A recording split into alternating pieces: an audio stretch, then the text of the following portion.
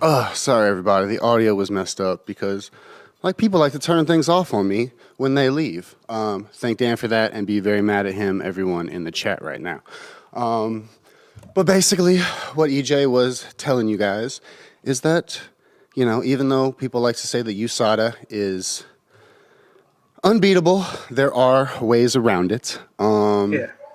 For Wait, so they didn't hear what I said? Nah, you can go ahead and say it back. We were talking about EJ's move up from 155 to 185, which not most of you know is two weight classes. It's not the easiest thing to do. You see a lot of wrestlers moving down. Frankie Edgar's coming down from 151 to 135. Yeah, my issue is basically, again, I said life. Like being able to have the time. I don't fight year round.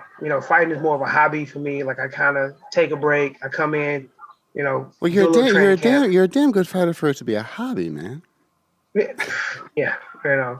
So, and then again, I'm not cheating. Like a lot of guys are taking diuretics, doing certain things to help them not only get their weight down, but to maintain it.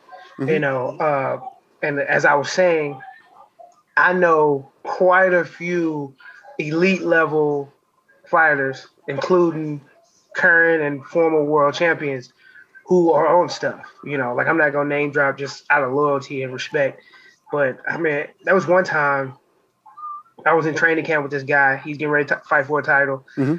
and I was having a hard time. I was walking around about 180.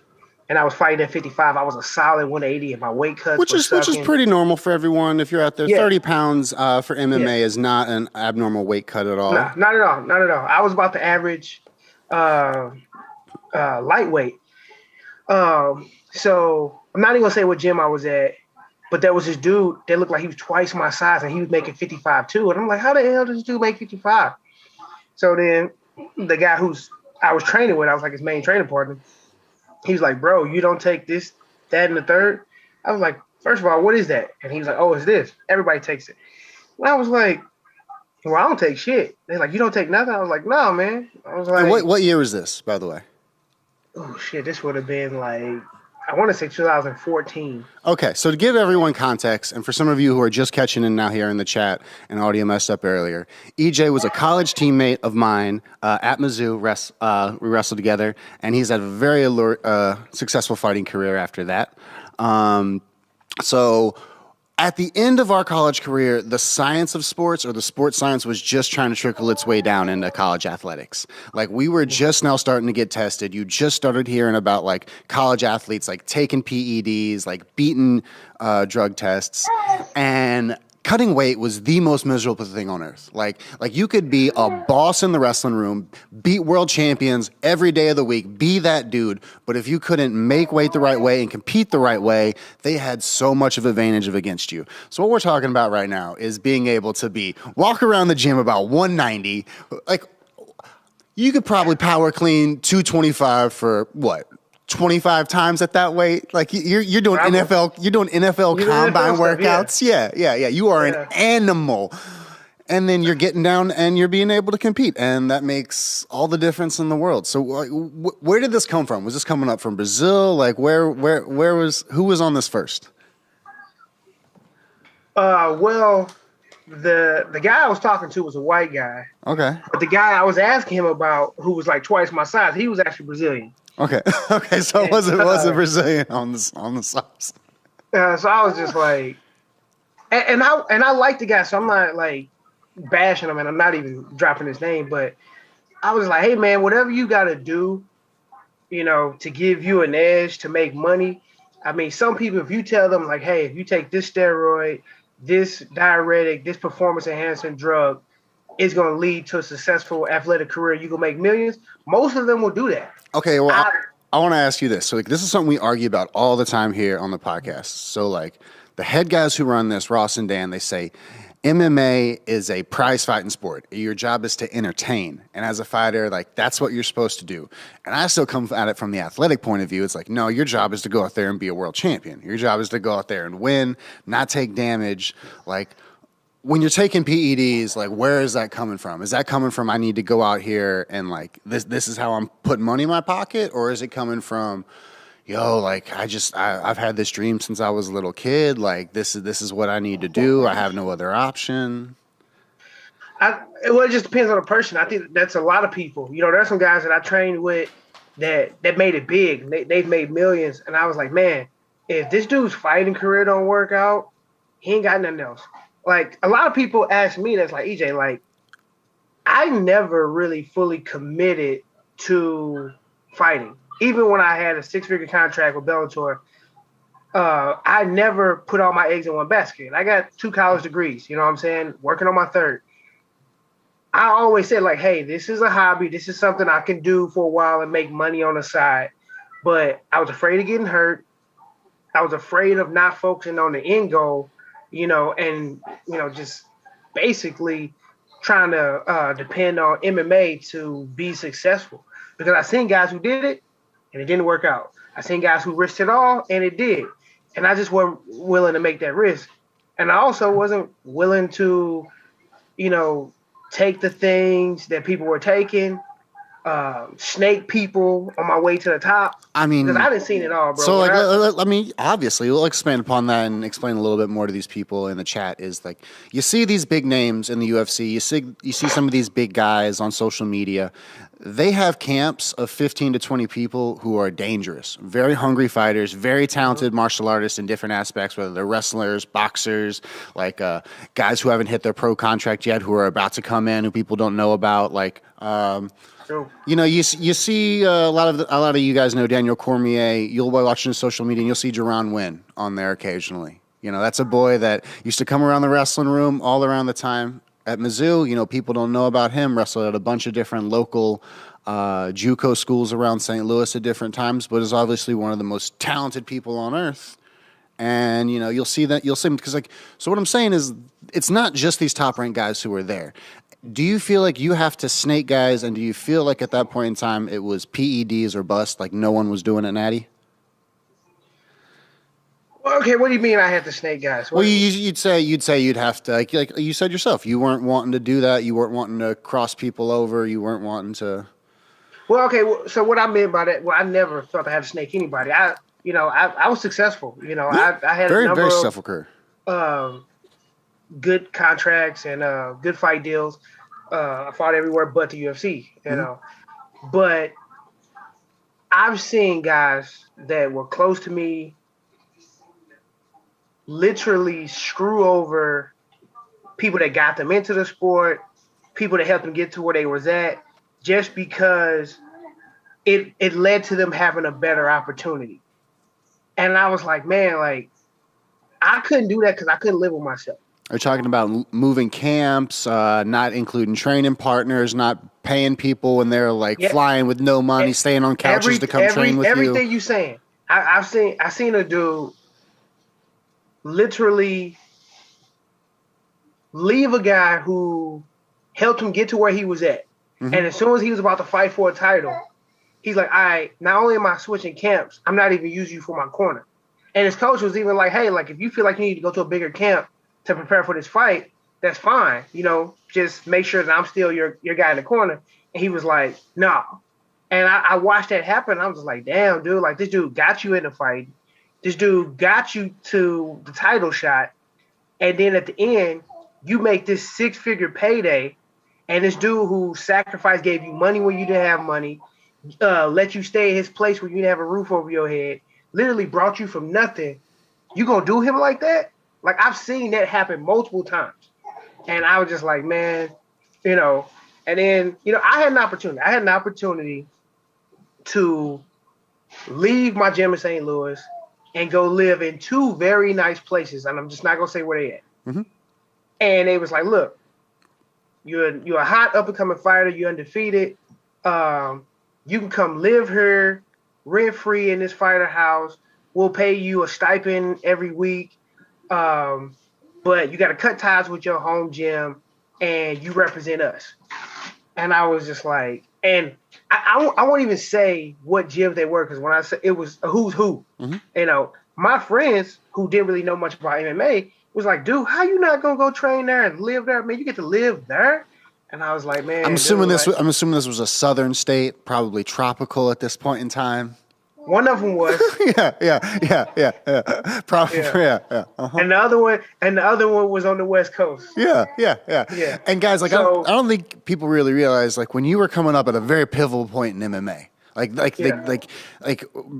that was the transition point from where it was in the backyards and in Hooters parking lots and in convention centers out of hotels to where it was starting to become a legitimate sport in the world. My first amateur fight, well, people don't understand because we don't even really have amateur fights no more for real. No. My first amateur fight was at the Hooters in the parking lot at Mizzou. Exactly.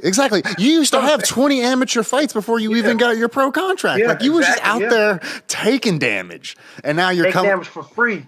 Now you're coming in with 1 million Instagram followers, having 2 professional fights, and hobbling on a leg. Getting if choked. I had came up in this era, I'd already be in the UFC. Probably, I think I would have had a better career. I basically got in right before it kind of took off. Now, like when I came up, you had guys going 10, 15-0, still couldn't get signed to UFC. Yep. Now you get 5-0, 6-0, you at least get on a contender series and getting a shot, man. Like it's crazy. Because they're gobbling it up. They need it now because they have to fill out all these cards, and people don't realize there weren't that many UFCs before. You were competing in a UFC once every 2 months. It wasn't every weekend there was a shot to compete with an undercard and a prelim and then an early prelim, and it's just like okay, like this even Bellator, even more fights, you know. ONE FC, PFL, you know, we had Anthony Pettis on earlier. I like what they're doing with this whole you can lose. Like the way that the point system that they're doing, and then the playoffs, like it doesn't, because I feel like in the UFC now, and everybody correct me if I'm wrong, but like you have to almost protect this this undefeated status and then squat on your rank, and then it becomes so political and so drawn out, and it's like unless you play the chess pieces the exact right way, you can get left out of the game. Get a big win, talk crap, don't fight anybody that's dangerous. Pick and choose who you fight. That's the way to get to a title shot. I've literally watched guys in UFC get a big win and then don't fight for a year and sit to get that title shot. But they make so much money when they're so close to a title shot that they can do that. If you make about $100,000 in the main event, you can sit on that for like 8 months until your next fight.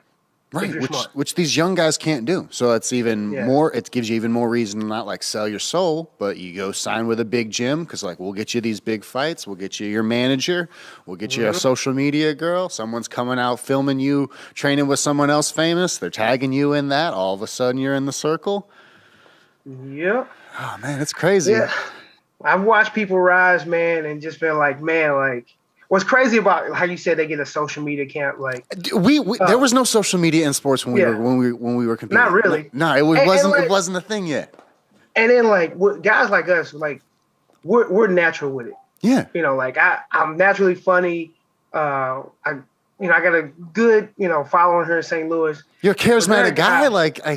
There's not a guy doing my handles and stuff like that. But there are some guys who. They're like cringeworthy when they're trying to be funny. They're trying to, it's so fake. It is fake. And then when you know them, I'm like, that's not that guy. When you got certain guys acting like they're gangster and this and that, I'm like, bro, like you grew up in the church. Like that's not even who you are. But you out here telling people like you was out in these streets. But I'm not gonna hate on you because that's what you selling or whatever. And some people buying it. All roads lead to the payday, I guess. But it's like how do you feel about that kind of turning it into the WWE in a sense? Like you have to have this persona, you have to have a character, you have to be the Sean O'Malley's, the Colby Covingtons of the world. Like how do you feel about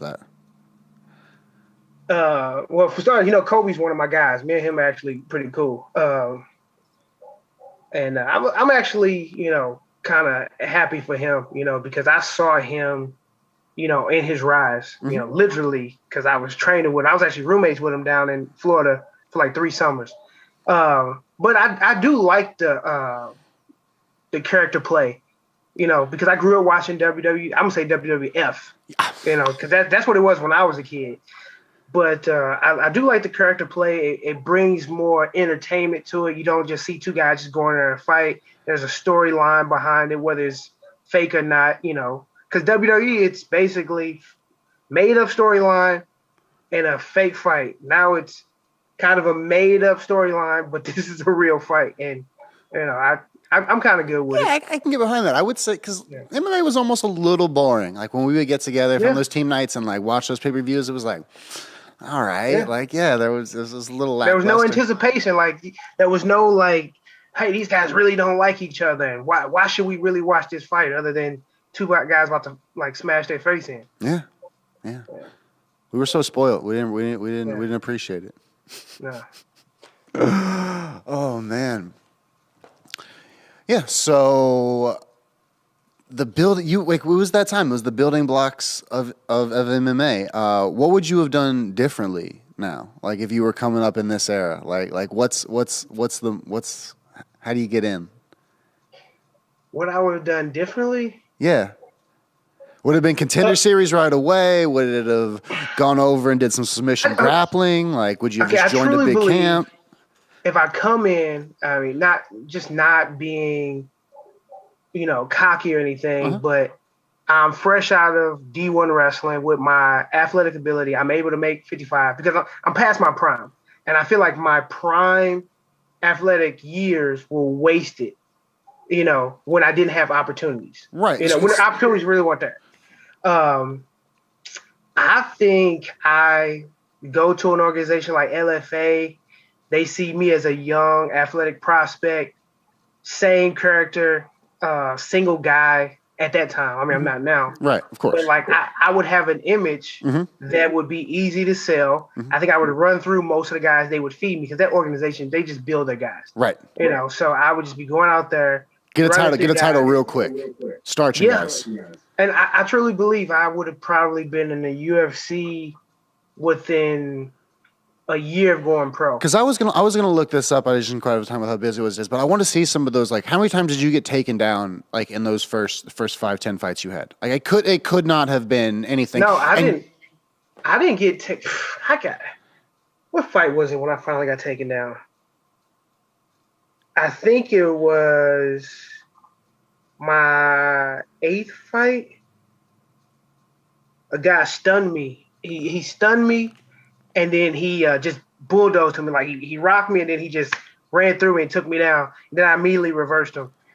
But I think I've probably been taken down. I've got 20 pro fights. Right. I think I've probably been taken down. I wouldn't give it 5 times. And then coming out of college, you're super athletic. I think you probably have fast hands. It's not like the hands haven't already started being developed. No. The jiu-jitsu game was probably lackluster. No one knew about these like sneak attacks. But honestly, that wasn't much taken over MMA yet.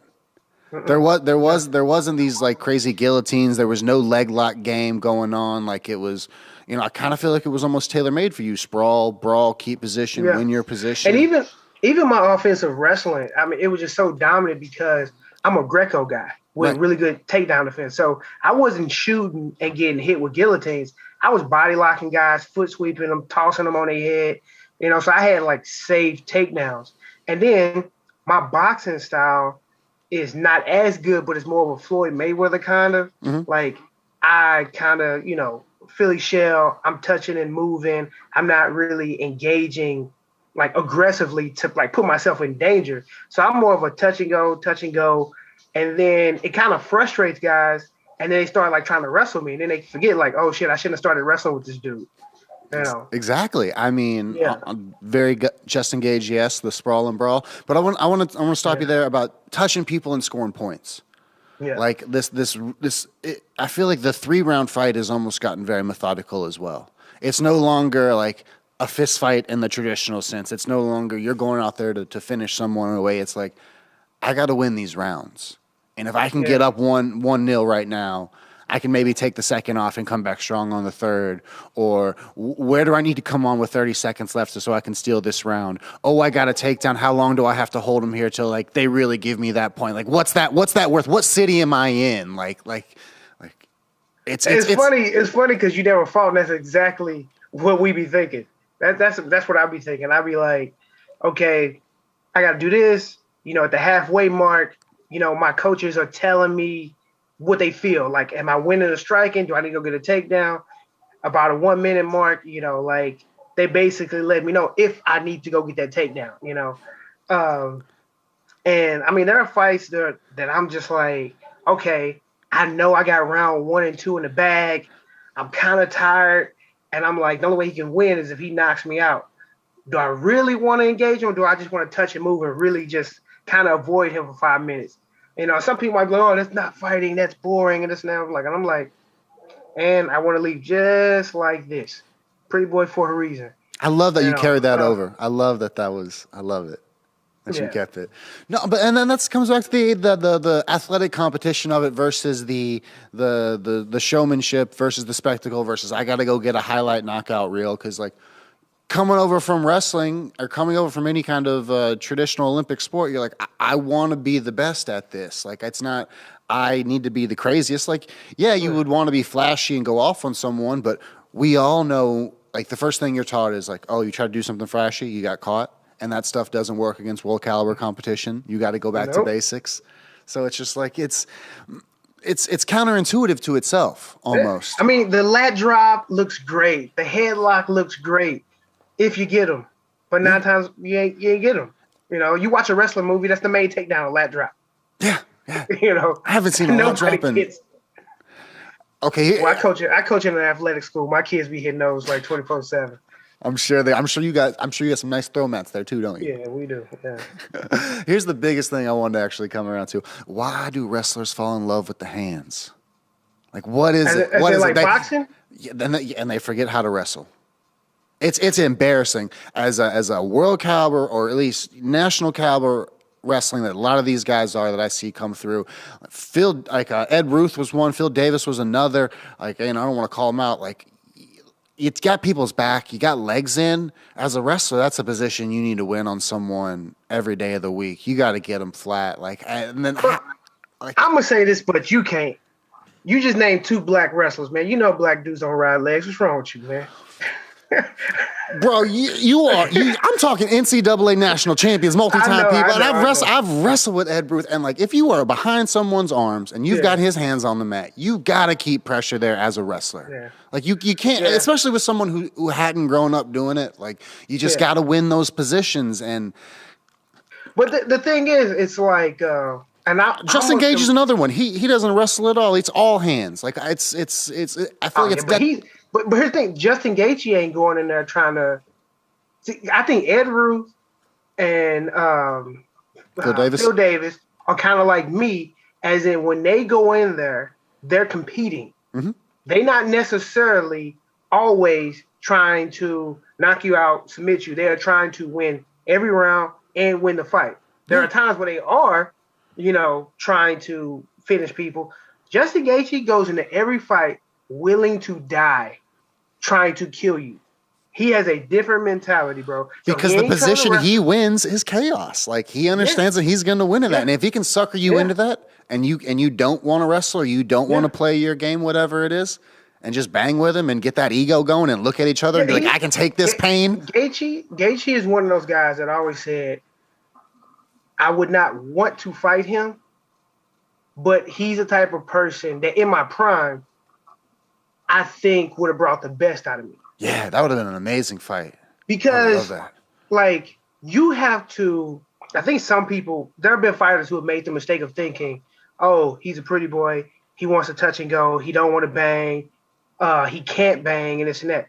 Okay, because I don't want to and because I don't like to, don't mean I can. And to be honest, if you make me do that, you probably gonna find out I'm better at it, more dangerous at it than you are. I just don't like it. I want to leave like this. You're okay looking like Rocky after the fight, and I'm not. I want to get laid. And what people don't understand is that gets very frustrating because you're touching and going. They're going to try to wrestle you. They're going to try to bang with you. They're going to try to do something, and then they're falling right into what you're good at. Yeah, exactly. And you're cool. You're calm. You're collected. Like it's a really good tactic for you because it's putting them right in the positions where you want them to be in. Yeah. I fought a Russian a couple years ago. I was over in Italy, fought this big steroid head Russian dude, and he was just swinging for the fences, and I was touching and going, little leg kicks, boxing him up. And when I engaged for offensive takedowns, he was ready for it. Mm-hmm. So I was like, okay, I'm finna stop attacking the wrestling, and I'm basically just going to touch him up. When he come, touch him up, move, touch him up, move. He got frustrated. He started rushing, overhands, duck under, takedown. He shoots, sprawl, spin behind, takedown. And it was just like, when I made him come to me with the striking and the wrestling, it was over. Now, I knew that if I really engaged with him as far as striking and really sitting and banging, I probably would have put myself in some danger, and I wasn't finna do that. Amazing. Can't say it better than that. Yeah. Let's talk about the Russians. You just brought them up. They're taking over now. I thought for a while, and it was weird. I don't want to talk about this again. As I see MMA evolving in these different layers and these different levels. There was this group with you who were like the elite college wrestlers who learned to put the different elements, the different martial arts together and really elevate the sport here. Then you had DC, you had Triple C, you had a few pieces of the very elite caliber wrestlers coming over a little bit. John Jones. Yeah. Another one? Yeah. I mean, he elevated the game in another way. I wouldn't even hardly consider him, I mean, I don't consider him a wrestler. I consider him one of the first, like, pure mixed martial artists in a way, who kind of then bred people like Leon Edwards now, where you're like, you have no specialty. You're just a guy who goes out there and your brain thinks MMA from day one. You know, you're not reverting back to any other art. But now you got these Dagestanis, man. You got these combat sambo guys who are smashing people. They're doing things that I thought the American wrestlers would have done back then, and their grappling is just far superior. Like, how is this happening? Why is it happening now? You know, have they always been that good? I just think they everything with Russia is just different. Communist country. I just feel like they focus more on being great at something than we do.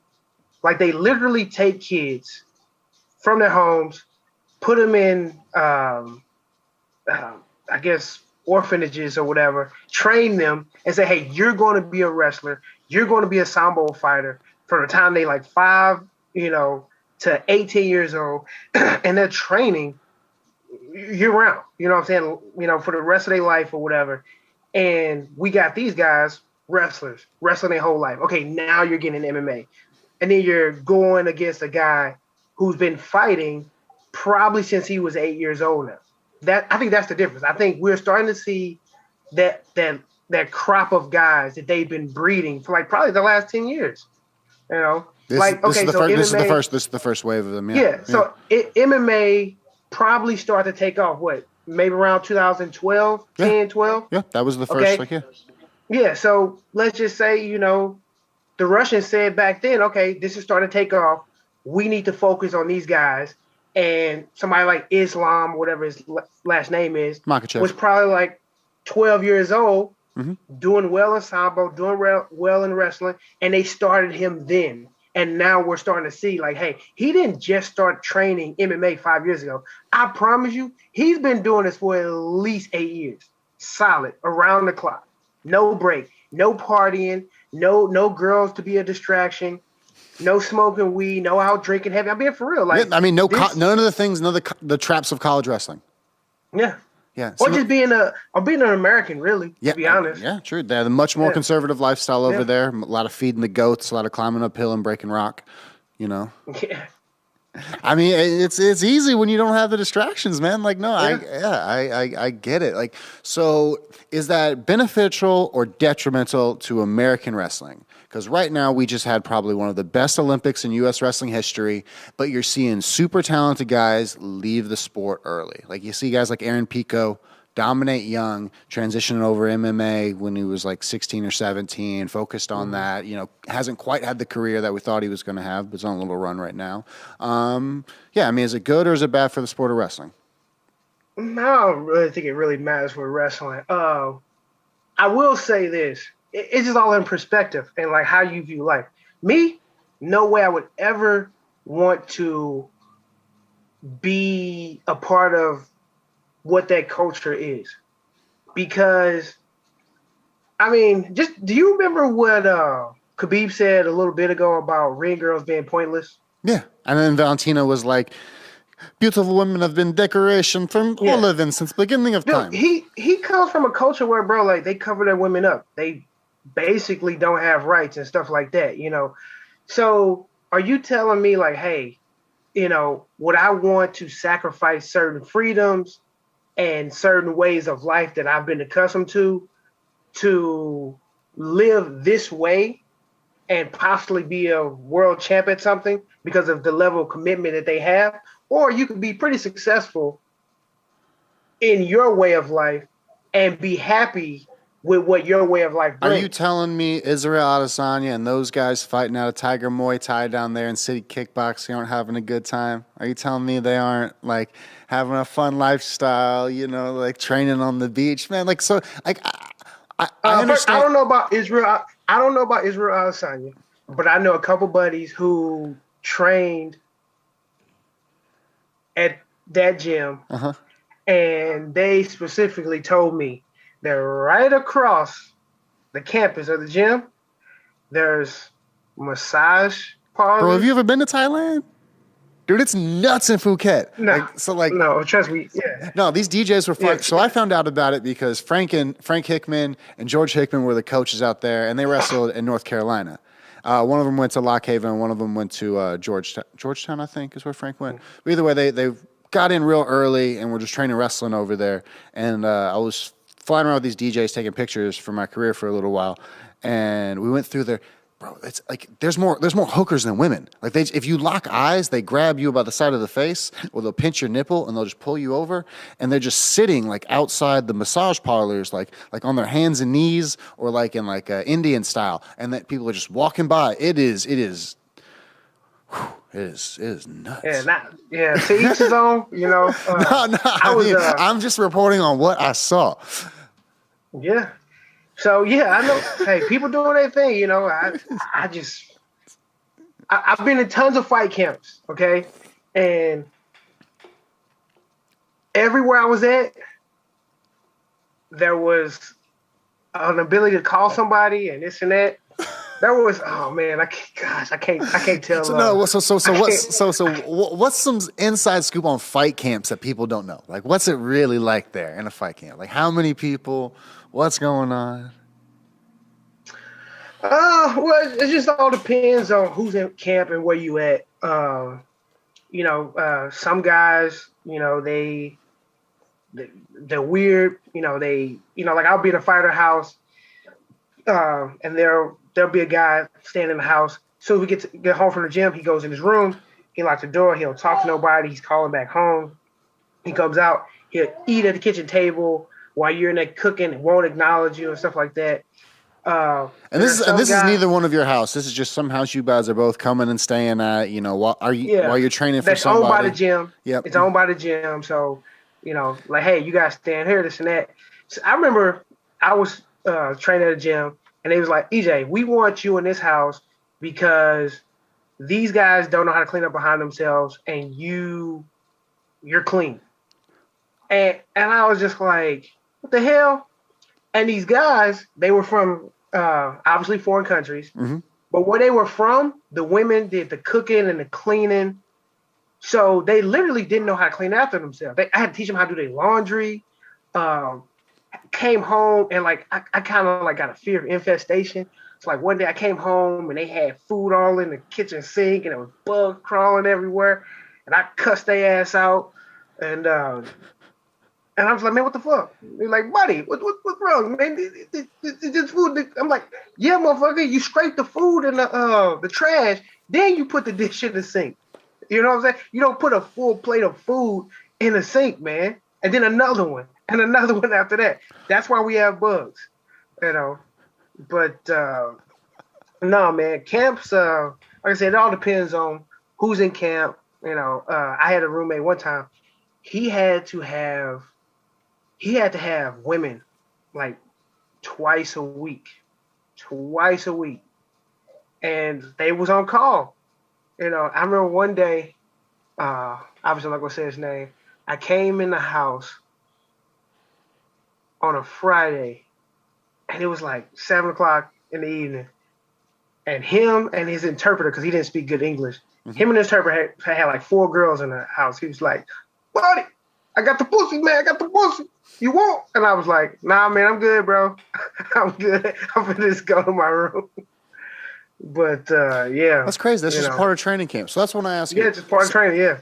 So in America, we were always taught you can't have sex before you compete. You won't have any stamina. You won't have any legs. And then Tyson Fury comes out and he goes, I'm jerking off 7 times a day to produce more testosterone to get ready for Deontay Wilder. So I thought he said he had a threesome or something before a fight. Didn't he say that? Probably the Gypsy King, man. It's wild. I don't. So which way is it? Is it no sex or is it 7 times a day? Is it just beating off?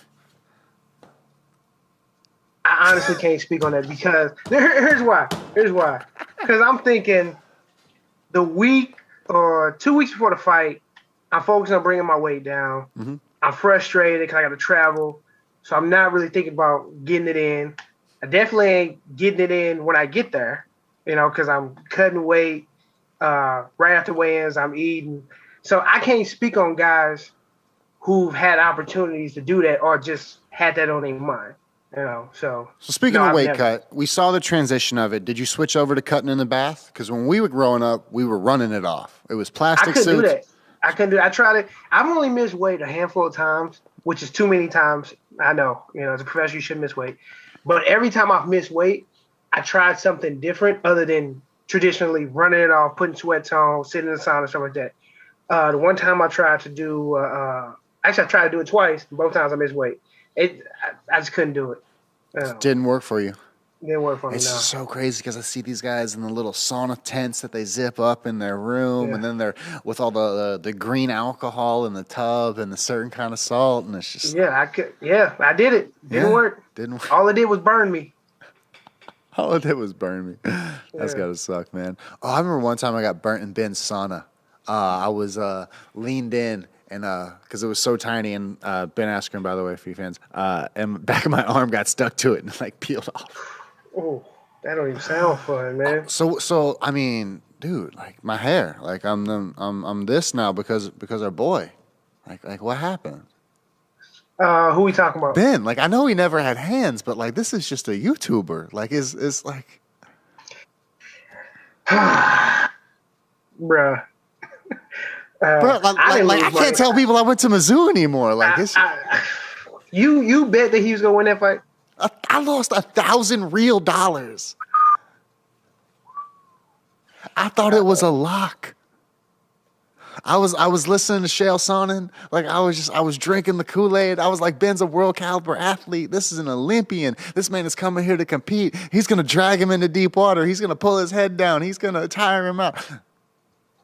Bruh. Your face right now explains it all. Bruh, come on, man. First of all, from professional experience, I knew he ain't had no hands. All right, and this one it was about hands. If they was wrestling, I think he probably would have killed him. And I say probably because people don't realize that Jake and his brother were really good wrestlers from Ohio. Yeah, but I mean they were caliber high school wrestlers. That's not. But what I'm saying is here's the thing. At that point in time, Jake was a far better athlete than Ben. Why do I forget that? Why do I not? Because you know what? I think people didn't do that. And I was telling people that because people kept asking EJ, what's the? I'm like, man, y'all better do your research on this dude. I said, the first thing you need to know is Jake and his brother are wrestlers, which means no matter what label is by them, Disney character, social media star, pretty boy, this and that, he is a wrestler from an elite state. Yep. Ohio's a very elite state. Which means he ain't no bitch. Okay? If you're a wrestler from Ohio, Illinois, Pennsylvania, Iowa, and you're good, which they was good, you a tough motherfucker. Okay? Yep. Don't let the pretty boy haircut fool you, the pretty little girls around him, the money fool you. You a tough dude. I was like, so that right there tells me he can fight. Okay? That don't mean he's a good fighter. That means that if he gets into a bang, he's down for the pound. Okay? So that was the first thing I told people they need to look at. Then I'm like, okay, I've been watching.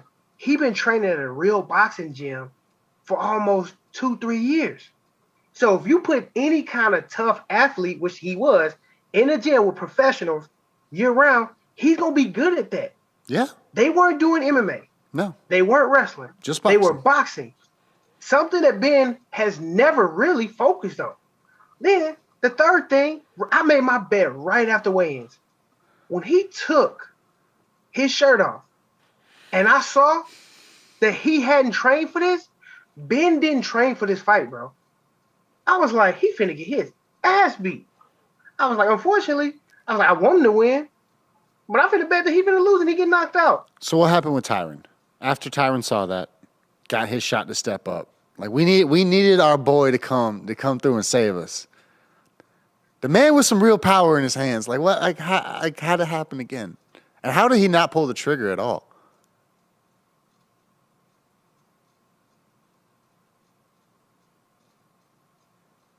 Bro, I don't even like speaking on this one. I mean, it's okay. If you have to plead the fifth, I completely understand with your guys' connection. That's where I'm going with this. I'm pleading the fifth on this one. I'm not, man. Okay, I gotta ask you this though: is the tattoo real? Oh shit! Because there's rumors that the tattoo is not real. Yeah, because you can get fake tattoos, can't you? They like wipe off. And I mean, I think I've heard we've never seen his face beside the tattoo either. It's just been a picture of the tattoo.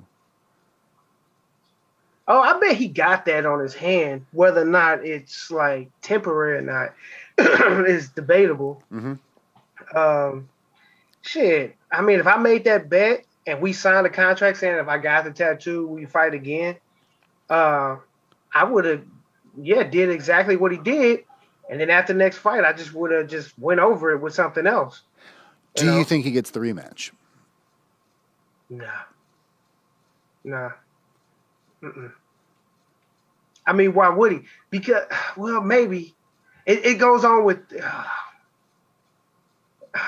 shit, because now I'm finna speak on it. You tricked me into speaking on it. But fucking, I don't care. So here's my theory. I said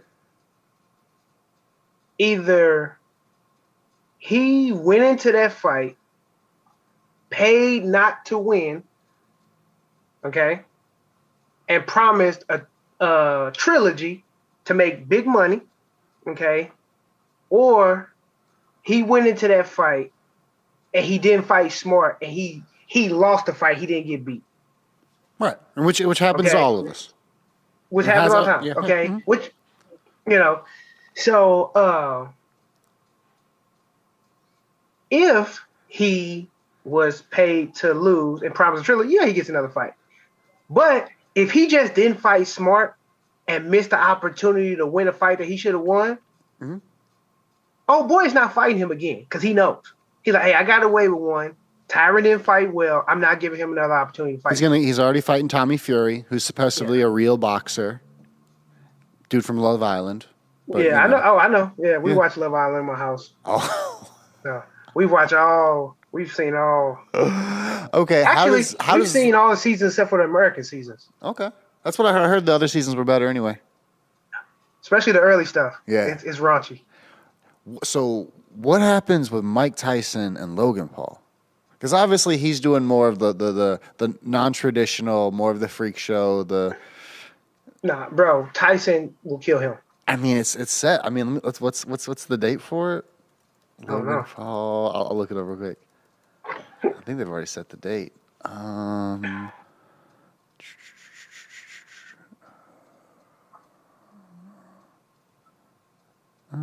Maybe not. Maybe they haven't set the date yet. They just announced it. Yeah, I was looking too. But Jake and Tommy, I think, is already set for 12/18. Oh man, this is crazy. I mean, I like to see you guys getting paid. I like to see social media come around. It's kind of a beautiful evil. Yeah. I'm not gonna say I'm a Jake Paul fan, but I'm not a hater, man. I mean, if you can finesse the game and make money, do it. I mean, I kind of like what he's doing. Everybody butt hurt saying he disrespected fighting and this and that. I'm just like, dude, making money.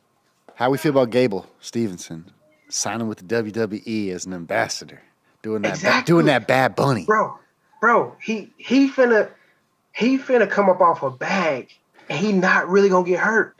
No. Because if he had to go MMA, he would have literally had to put himself in danger and fight people like Ngannou and stuff like that. Well, Dana said he had to go in the contender series first, and if he did well in the regional circuit. It's like, what? Yeah. What? Yeah. Nah, he finna go make this bag safely. Which is crazy. Man, that's what's up. I think if we learned anything from Sanderson, from Kale, it's that you can go win one and then go do whatever. He's like, what, the highest paid wrestling coach in the U.S. right now? Yeah. First one to be making millions, I think. Exactly. And all he did was he won one. All the Russians said they're scared, talking shit, and he's like, nah, I'm good. Just going to go coach Penn State. Well, how you feel about these conferences? Like, the Big 12 is not what it used to be. It doesn't feel right telling people where we came from. Like, it's just. Yeah, Mizzou just went back to the Big 12 for wrestling. Yeah, they were in the MAC for a minute, which was just so confusing and disrespectful. Yeah. Like when they went to the SEC for like football and stuff like that, basically everything else, wrestling had to go to the MAC. Mm-hmm. I'm seeing people with KU shirts on. I remember we hated KU. They were our rivals. Yeah. And I'm like, KU. I was like, where'd you go? I went to Mizzou. And they was like, okay. I'm like, you don't get it. We're supposed to hate each other. Exactly. That was a real rivalry. Yeah. They just don't get it, man. I'm like, man, bring the tradition back. Exactly. So, and I think football's terrible in that conference. They need to go back to the SEC. I mean, the Big 12. Yep, I think so too. But with the TV rights and the money, everything is just going to these super conferences. Yeah. Who wins the next Olympic cycle between Kyle Dake and Jordan Barros? And how crazy is that? Did you know that these guys that we were in competitions with and were around during our time period would go on to be in U.S. history as probably some of the best U.S. wrestlers ever? I can see it out of both of them. You know, I'm not a Dake fan. I think he's kind of a douche. But I respect his skill set. Jordan, you know, when you wrestle somebody for so many times, bro, it's just they eventually figure you out. And Dake is a lot bigger than him. You know, he was able to basically stall, you know, wait for Jordan. And Jordan don't got that same pop, you know. He doesn't have the explosion that he had. Because before, at 15 seconds left, he was guaranteed he could go get that takedown. It was just always that. It was in the bag. You knew it was coming. It was in the bag. He just, yeah. So you don't got it like that no more. You don't think so? I don't think if they wrestle again another 4 years, I just feel like his athletic tank will be not where it needs to beat somebody like Dake. So what does he do? Does he go into MMA? Does he just retire as like in the conversation? Does he need to come back and win another world title to be the GOAT? Or is he the GOAT right now? No. The GOAT's to me the GOAT's John Smith. Yeah. Because he did six in a row, right? 6 world titles in a row. Yeah. I just think he's the GOAT, you know. I mean, you could even throw Kale in there. I mean, because I still take in what you did in college. You know, I mean, he kind of went out on top, you know, like. Yeah. No one never lost in college. Won Olympics is like, hey, man, I'm out. You know, so it's just like. You don't feel like he had to keep doing it? He had to stay there until someone beat him? No. I mean, because you can always wonder, what if? What if Kale had just kept? Kale was just like, I done done everything. I've won everything. I'm straight. Let me go coach and win everything. Yeah, but Jordan came back and three-peated again. And that's why we say he's that dude, man. Like I mean, everybody's got an argument. I'm not saying that I'm right. I'm just saying, you know, to me, it's John Smith. Second would possibly. I mean, right now, second's Kale or JB for me. Okay. Yeah. Okay. What do you feel about the Dake's whole functional patterns, trying to get younger, measuring his telomeres? What do you like this whole super sciencey Joe Rogan effect that everybody's on? How do you feel about that? Oh, I haven't heard about it, so I can't speak on it. I haven't been following it. I'm gonna have to look it up. Yeah. He's basically like trying to de-age himself. Whatever, man. Is he on shrooms at the same time? I think so. Probably some lion's mane at least. Man. Oh man. All right. Tell them your school. So if we have any local wrestling fans in the audience, you can find a high school to cheer for. You've got some talented guys coming up. Go ahead and tell them about your program real quick before we get out of here. Cahokia High School in Cahokia, Illinois, Southern Illinois. We are a small school, but pretty talented. We should compete well this year. We got a nice team, so I'm hoping we keep everybody together because we're small, not deep. If I keep everybody healthy, the kids buy in, they work hard, I think we'll have a very successful season this year. Heck yeah, man. And I'm super proud of you and all the success that you've had and this life that you've built for yourself. Thanks, man. You're about to have your second You too, child. man. Man, I'm just out here living, you know. I found a place that would pay me to smoke weed every day. So That's the come up, man. Everything got it worked out. Yeah. But I've had such a good time. You said you might be having another fight turning next year around March, you said, or May? Yeah. I got asked about March 4th. That'll be about a month, maybe 3 weeks after wrestling season, so I should be prepared for that one. Heck yeah. If you sign that, keep in touch with me. We'll have you back on again to promote the fight and get you a whole bunch of new fans. That's what's up, man. Appreciate it. All right, everybody. Was EJ the Pretty Boy Brooks. I've been Papa G. We've had a good time. A little extra MMA show for you guys this week, and see you guys later.